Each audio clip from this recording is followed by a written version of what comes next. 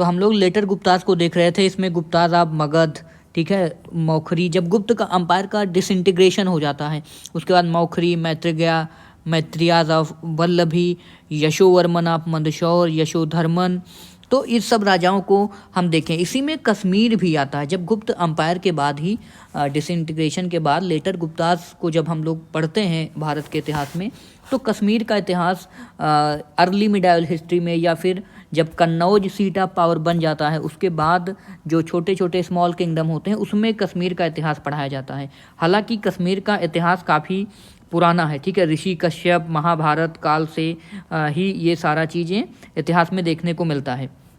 तो महाभारत भी इसमें सोर्स होता है, पूरा का पूरा जो युद्ध होता है उसमें सब में ये चीज़ें हैं।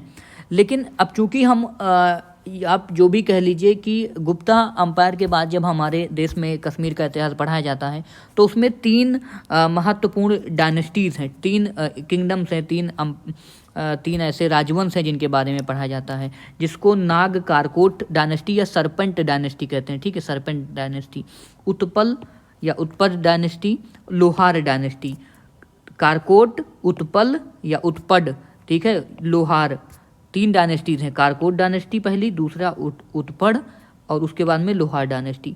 ये 3 डायनेस्टीज़ के बारे में पढ़ाया जाता है। इसके सोर्स क्या हैं? महाभारत है, जैसे मैंने कहा कि राज तरंगिनी है कल्हड़ की, जिसमें 8 तरंग हैं, 8 चैप्टर हैं। ये 11वीं सेंचुरी में कल्हड़ के द्वारा लिखी गई। कल्हड़ किसके दरबार में रहते थे? तो यही जो तीनों डायनेस्टी है यही अभी पढ़ेंगे तो कल्हड़ को ये भी पढ़ने को मिलेगा कि ये किसके दरबार के कवि थे या किसके दरबार में रहते थे। कल्हड़ ने अपनी किताब में मतलब एक राजा का नाम लिखा है, काफ़ी पुराना राजा जो कश्मीर का हुआ करता था, जिसका नाम था संग्राम देव, ठीक है, जो काफ़ी पुराना राजा है। मतलब कि चूँकि कल्हड़ की जो किताब है वो हिस्टोरिकल पर्सपेक्टिव से लिखी गई है। ऐसा माना जाता है कि जो हम यहाँ पे देख रहे हैं ना, कारकोट डायनेस्टी, उत्पल डायनेस्टी और लोहार डायनेस्टी, इससे पहले भी एक डायनेस्टी हुआ करती थी। अब हमने देखा हुआ है कि कुषाण वंश वहाँ पे राज करता था। कुषाण के बाद गोनंद डायनेस्टी का भी वर्णन मिलता है कि उसी के आसपास गौनंद डायनेस्टी भी रूल किया करती थी, और गौनंद को हरा करके या मैट्रिमोनियल अलायंस बना करके कारकोट डायनेस्टी बनाई गई थी। तो ये सारी चीज़ें हो गई हैं। कुषाण डायनेस्टी भी कश्मीर से ही जुड़ी हुई है। हून का एक राजा था, मिहिरकुल, तोरमन, ये लोगों के सिक्के उनके द्वारा चलाए गए, बुद्धिस्ट की मूर्तियाँ या हिंदू के कभी शैव की, कभी विष्णु की, कभी गुफा में, ये सारी चीज़ें हैं। लेकिन अब हम लोग बात करते हैं सीधा आकर के कारकोट डायनेस्टी पे। कारकोटा डायनेस्टी या सरपेंट डायनेस्टी से कहते हैं, इसमें नाग कारकोट भी इसे कहा जाता है। इसका जो टाइम पीरियड है 625 से 855 एडी, यानी कि आफ्टर कॉमन एरा, 7th या 19th सेंचुरी माना जाता है। ये एक हिंदू डायनेस्टी थी। हालांकि ये लोग काफ़ी सभी धर्मों का सम्मान करते थे। सोर्स क्या है? नीलमत पुराण, ठीक है। तो नीलमत पुराण से इसका क्या मिलता है? सोर्स मिलता है। इसके जो फाउंडर थे, ठीक है, दुर्लभ वर्मन, तो दुर्लभ वर्मन जो थे, ऐसा माना जाता है कि उन्हीं ने ये नीलमत पुराण को कमीशन किया था, मतलब उसको चलवाया था या उसको लिखवाया था। उसके बाद में राज तरंगिनी जो 11वीं सेंचुरी में लिखा गया है, जिसमें देखो राज तरंगिनी में कई सारे तरंग हैं, ठीक है, जैसे चैप्टर्स होते हैं। तो ये इन तरंगों की संख्या कितनी है? 8, ठीक है। तो 8 तरंग हैं। इसी में बृहद रूप से कश्मीर का इतिहास दिया गया है। अच्छा, जो दुर्लभ वर्मन थे ये तो फाउंडर थे कारकोट डायनेस्टी के, या कारकोटा डायनेस्टी के अगर अंग्रेजी में कहें तो, ठीक है, क्योंकि अंग्रेजी में ए जो है वो हमेशा जुड़ जाता है, तो अशोक बिकम्स अशोका। इसके बाद में एक और किंग आते हैं दुर्लभ वर्मन के बाद में, दुर्लभक आते हैं। ये ज़्यादा इंपॉर्टेंट नहीं है। चंद्रापीड आते हैं, ठीक है, चंद्रापीड ने डिफीट किया था अरब्स को। उसके बाद में तारापीड आते हैं। लेकिन जो सबसे इम्पॉर्टेंट रूलर है वो है ललितदित्य या इनको मुक्तापीड कहते हैं, ठीक है, मुक्तापीड। तो देखो जैसे ये लोग पीड, सारे राजा इसमें पीड इनके नाम के आगे लगा रहता है। अगर आप देखो पीछे में, तो जैसे चंद्रापीड हो गए, तारापीड हो गए, वैसे ललितदित्य मुक्तापीड। तो आप ऐसे भी कह सकते हो, ललितदित्य मुक्तापीड। ओके, ये पीड हो गया। अब हम देखते हैं कि he was the greatest of all, governor he was conqueror of surrounding areas. लेकिन इनके बारे में सबसे इम्पॉर्टेंट चीज़ ये है ललितदित्य के बारे में कि इन्होंने कश्मीर के कन्नौज के राजा जो यशोवर्मन थे, हमने यशोवर्मन को पहले भी देखा है डिटेल में, उनको हराया था अराउंड 740 के आसपास, ऐसा कल्हड़ बोलते हैं, ठीक है। लेकिन यशोवर्मन के जो राजकवि हैं जिन्होंने वागपति, उन्होंने एक किताब लिखी गढ़वाहो, उसमें वो यशोवर्मन को बहुत ही प्रतापी राजा मानते हैं, हमने इससे पहले देखा था ना। और ऐसा माना जाता है कि ललितदित्य मुक्तापीड ने तुर्क को भी हराया था। ये कौन बोलता है? अल बुरूनी बताते हैं और कहते हैं कि कश्मीर में और हर साल उसको सेलिब्रेट भी किया जाता था। इनका जो सबसे इम्पोर्टेंट काम है ललितदित्य मुक्तापीड का कि मार्तंड सन टेम्पल जो आज भी कश्मीर में है, अभी शायद काफ़ी अच्छी हालत में हो गया होगा, अदरवाइज़ काफ़ी उसके रुइन थे, काफ़ी डिस्ट्रॉय उसे कर दिया गया था।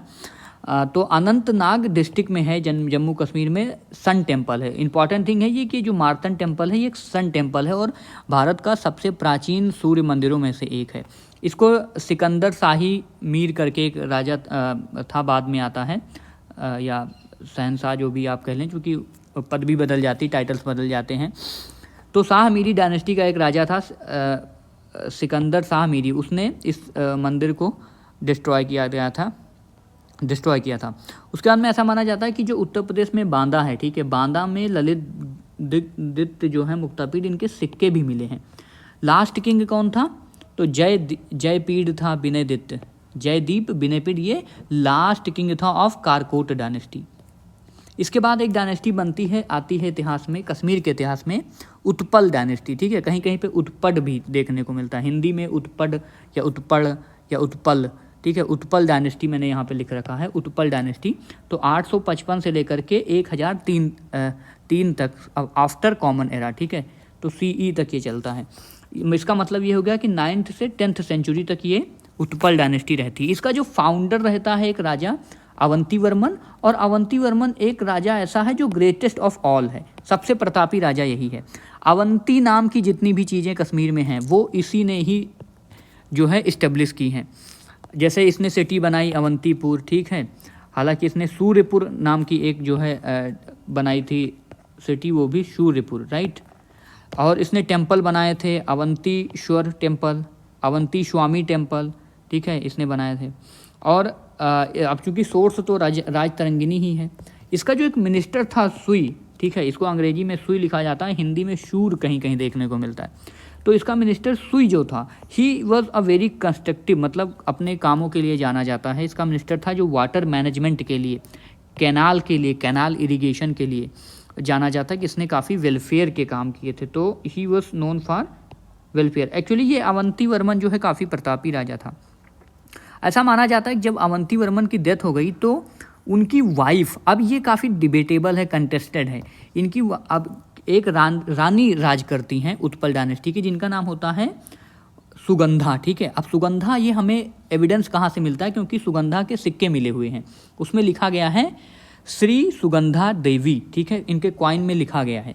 तो अब ये माना जाता है कि ये या तो वाइफ ऑफ अवंतीवर्मन थी या फिर उनके एक शंकर वर्मन का बात का राजा होता, उसकी वाइफ थी। कुल मिला के ये कंटेस्टेड है, लेकिन ये जानना है कि सुगंधा देवी एक वुमेन है जो 2 साल तक शासन करती हैं, ये जानना जरूरी है।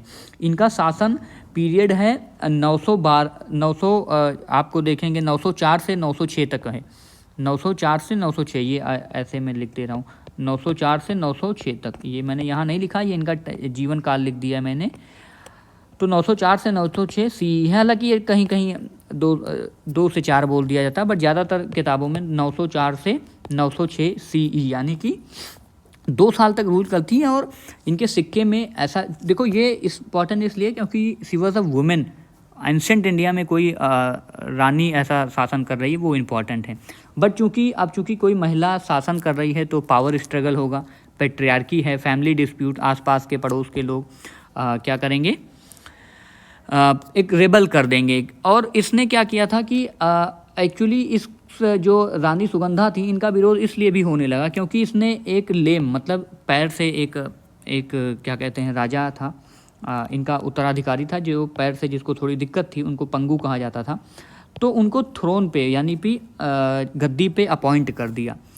तो जब उनको गद्दी पे अपॉइंट कर दिया तो जो नोबेल्स होते हैं ना, नोबेल्स का मतलब होता है कि जो फैक्शन होते हैं साम्राज्य में, वो लोग रिवोल्ट कर गए और फिर दो तरह के मिलिट्री अलायंस उभर कर आते हैं सुगंधा रानी के खिलाफ। उन मिलिट्री अलायंस को कहते हैं तांत्रिंस और एक नाग। ये तांत्रिंस और एक नाग जो है सुगंधा रानी को खिलाफ रेबल्ट करते हैं, उनको हराते हैं और बाद में उनको मार देते हैं एक बुद्धिस्ट मोनेस्ट्रीज़ में।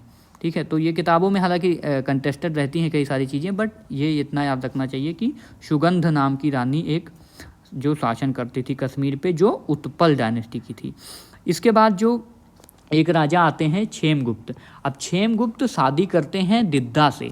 दिद्दा बहुत ही इंपॉर्टेंट फिगर हैं पूरे इतिहास का कश्मीर के, और इनके ऊपर अभी आशीष कौल की एक किताब भी आई है लेजेंड ऑफ दिद्दा, और उस पर फिल्म भी बनने वाली है।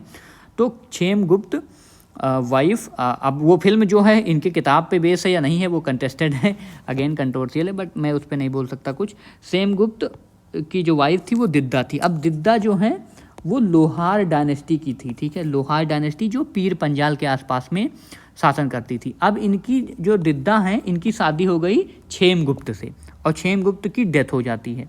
ठीक है, तो अब ये जानना है हमें कि क्वीन दिद्दा एंड लोहार डायनेस्टी के बारे में जानना चाहिए। तो लोहार डायनेस्टी क्या थी? लोहार डायनेस्टी को देखो 1003 में इस्टेब्लिश किया जाता है और 1028 तक चलती है, मतलब ये काफ़ी छोटी डायनेस्टी है। इसके फाउंडर जो हैं संग्राम राज्य। अब ये संग्राम राज्य होता कौन है? एक्चुअली में जो ये दिद्दा होती हैं इन्हीं का भतीजा होता, नेफ्यू होता है।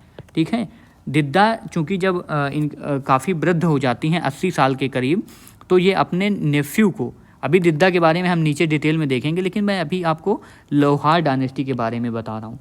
तो जो संग्राम राज होता है वो नेफ्यू होता है। ठीक है, इसको दिद्दा रानी जो दिद्दा होती हैं वो गोद लेती हैं। ठीक है, अडॉप्ट करती हैं और इसको अपना उत्तराधिकारी 1003 में नियुक्त कर देती हैं।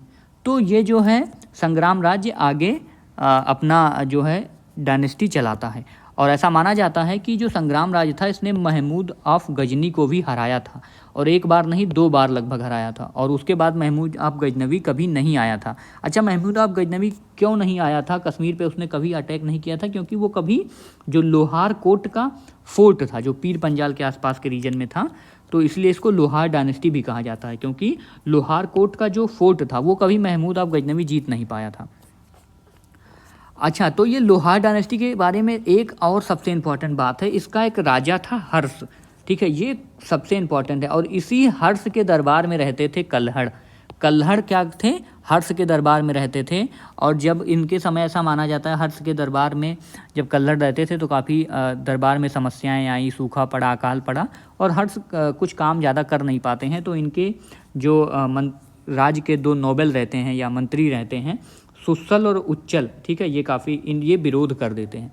तो इसलिए एक जो पूरा का पूरा ये डायनेस्टी है लोहार डायनेस्टी, ये डी इस्टेब्लिश हो जाती है। बट ये कि इसको हर्ष जो है इसको नीरो ऑफ कश्मीर कहा जाता है ना, कि नीरो जब रोम जल रहा था तो नीरो बंसी बजा रहा था, तो इसी तरह से जब कश्मीर में प्रॉब्लम आई थी तो हर्ष ज़्यादा कुछ कर नहीं पाते हैं, और कल्हड़ इन्हीं के दरबार में रहते हैं, और यही कल्हड़ बाद में राज तरंगिनी लिखते हैं। अब हम लोग देखते हैं क्वीन ऑफ दिद्दा के बारे में। क्वीन ऑफ दिद्दा सबसे इंपॉर्टेंट फिगर हैं, ये लोहार डायनेस्टी की होती हैं। अब हम इससे पहले उत्पल डायनेस्टी देख रहे थे, राइट? उत्पल डायनेस्टी में इनकी शादी होती है, तो इनकी शादी उत्पल डायनेस्टी में होती है, यानी कि लोहार और उत्पल के बीच की लिंक हैं, ये main link in the history of Kashmir. तो हिस्ट्री ऑफ कश्मीर की सबसे मेन लिंक क्या है? क्वीन दिद्दा हैं, जो खुद लोहार डायनेस्टी की होती हैं, बट इनके जो हस्बैंड होते हैं क्षेमगुप्त की ये पत्नी होती हैं जो जिनकी डेथ हो जाती है। फिर ये रिजेंट के रूप में, मतलब उनके बिहाफ पे, इनका एक लड़का होता है अभिमन्यु, छोटा होता है अभिमन्यु सेकंड, तो उसके बिहाफ पे ये, जैसे हमने प्रभावती गुप्त के बारे में देखा था, तो उनके बिहाफ में ये रूल करती हैं। बाद में इनका एक लड़का होता है नंदीगुप्त, उसकी भी डेथ हो जाती है, तो उसके बिहाफ में ये रूल करती हैं।